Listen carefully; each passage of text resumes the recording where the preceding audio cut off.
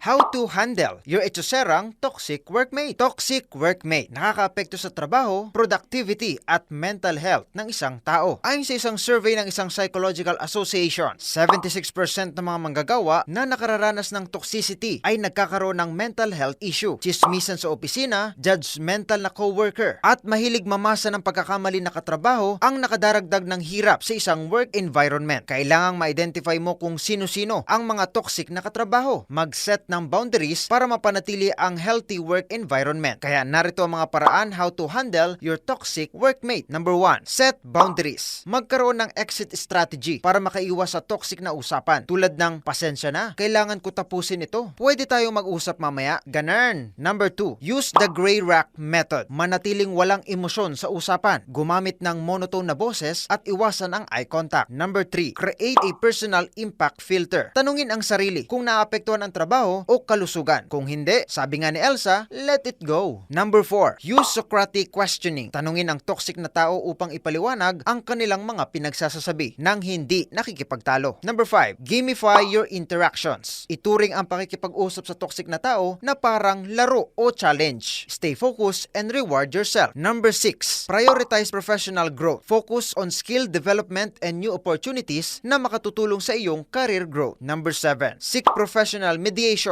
If conflicts persist, consult your HR or manager kung lumala ang pagka-toxic ng iyong workmate. Number 8, build your support system. Makipag-usap sa mga kaibigan o kasamahan upang maibsan ang stress at makakuha ng payo. Number 9, maintain a positive attitude. Manatiling kalmado at huwag mag-react sa basura mong katrabaho. Charis. Number 10, take care of yourself. Practice self-care tulad ng pag-ehersisyo, pagkakaroon ng sapat na tulog at kumain ng healthy foods.